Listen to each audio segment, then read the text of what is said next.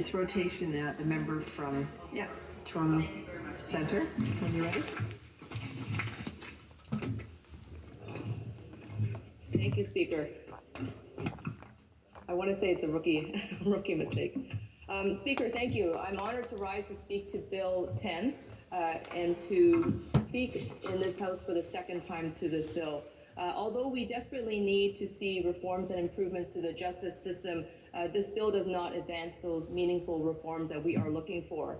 This bill has been now subject to time allocation, and it is not being permitted to go to committee for line-by-line review, and more importantly than that, there is no public input allowed.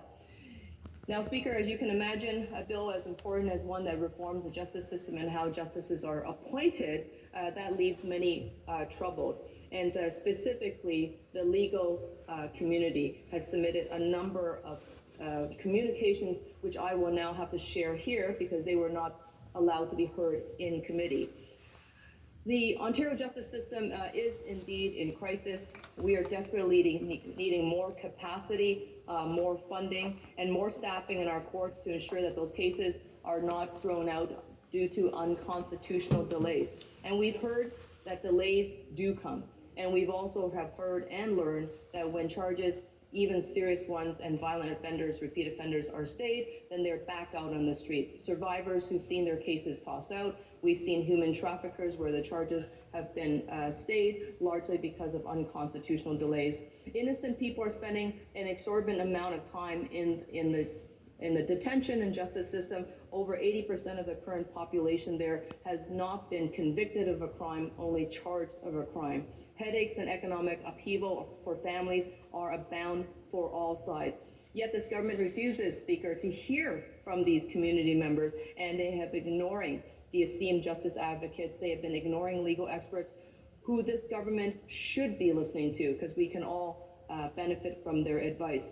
Legal organizations, crown attorneys, judges do not feel like they have the freedom to speak out publicly or criticize the government, which I do understand.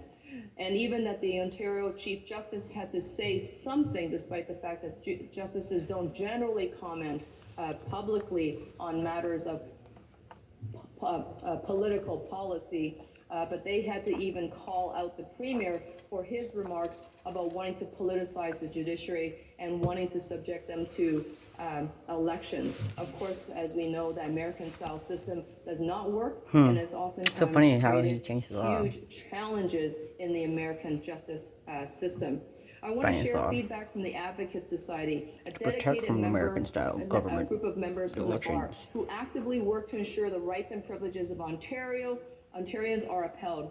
They have a very noble and necessary mission, and I'm going to specifically quote directly from their letter that went straight to the Attorney General.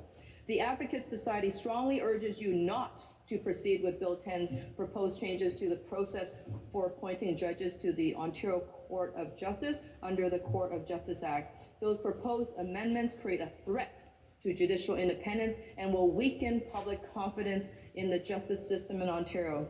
The judicial independence is the cornerstone of the Canadian justice system. People, corporations, and even governments go to courts to resolve their disputes with one another. Judges determine these disputes, and they can also then determine whether they deny someone bail, convict someone accused of a crime, they can sentence them, and they can decide who has the custody of their children after parents separate. These judges make life-altering decisions, and we need those decisions to be based on the evidence presented before them.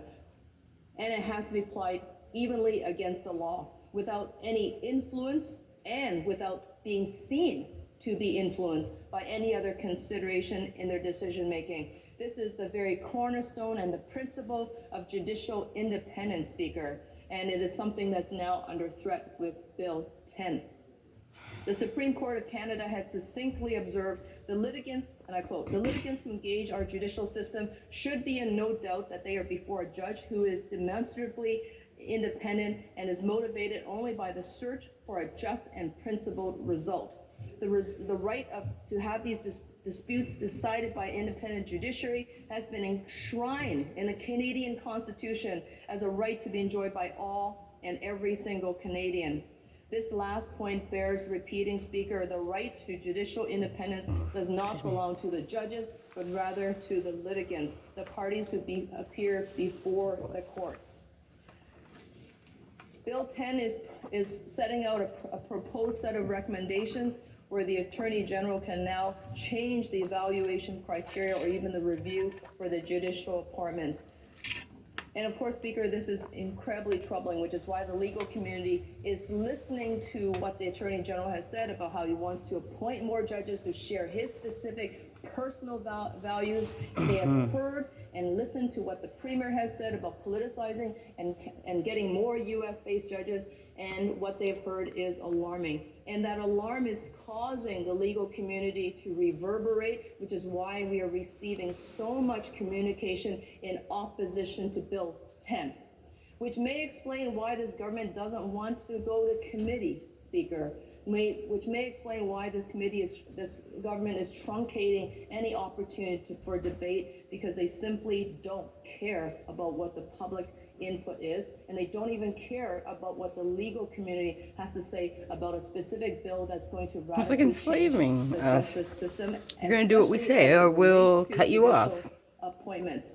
The Advocate Society is extremely troubled by the proposed abandonment of any type of shortlisted mechanism in favor of a pool-based system to those to appointments. They are calling on this government to halt this process and to ensure that any recommendation and advice coming forward is going to be based on the merits and the experience of the candidates, and not necessarily on political decision making. The impartiality and the equality and the independence of the judges have to uphold the confidence of the people, and they fear, the Advocate Society fear, that this process is going further to undermine the public confidence. This government is only there to undermine us. Period.com. They work for the The IDM. Advocate Society concludes, and I have to say that They're they wrote this, conservatives. but I entirely concur, that there are many areas of the justice system that require the government's resources and attention for improvement. The judicial appointments process is not one of them, and that it already is. The selection process already is transparent, already is independent, but the delays are primarily due, the delay to the appointments of the judiciary, Speaker, is primarily due to a resource issue that the government could address by allocating more funds, more staff, and more capital to the justice system. But no, they have been undercutting our justice system, just like because it's public. Same with public education and public Speaker, health. I would like to move on to comments from the Advocacy Center for Tenants of Ontario, as a specialty legal clinic that goes far and beyond to support their clients. They work specifically with people who are precariously underhoused and homeless.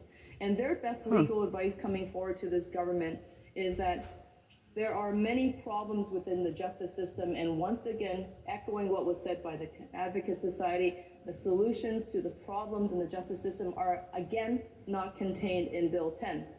What they had to say specifically about Schedule 8 is that Bill 10 claims to target illegal drug activity, but its language is so vague, and the powers that it gives police and landlords now risk deep. And landlords. I gotta read this bill better. Of Ontario's most vulnerable residents. Those most likely to be impacted include tenants in informal arrangements, shared accommodations, housing not covered by the Residential Tenancies Act, or those with unclear tenancy status. Oftentimes, I will translate all of that for you. It means tenants will be pushed out. Supportive housing or housing with supports. Those are the tenants that are now at greater risk of being unhoused because of the way this government doesn't value is, people. Is written. So there's too much room for it's like a human right. And ACTO now fears that evictions will be based on suspicion Violations rather than evidence, and that occupants will now be facing further and deeper homelessness. There will be confusion based on the way Bill 10 is written today between the victims and the perpetrators in situations where tenants are being exploited, particularly in the context of housing takeover. And housing takeover is when you have a vulnerable resident in a home who has somebody from the outside, not on the tenancy, who takes over their unit and does and carries out illegal activity. But the tenant on the lease is the one who's on the hook. So there is no protection or even consideration in Schedule 8 on how that will play out. And so in the absence of a process that allows for the committee consultation, for public feedback, they are coming out in full force saying that this bill is going to do more harm than good. The government has promised guidance for landlords, but that landlord guidance is unclear. This bill is clearly not ready to be passed. We live in a profit-driven housing market. Landlords may treat police involvement as justification for eviction, something that will further not ready to be passed. We live in a profit-driven housing market. Landlords may treat police involvement as justification for eviction, leading to backdoor evictions and reduced tenant security. Something that will further deepen the housing crisis in Ontario. Put us all in jail. If you think that there's enough encampments in your community and you think that that it's going to stop with this bill does nothing to help your local community with respect to ending the homelessness and encampment crisis.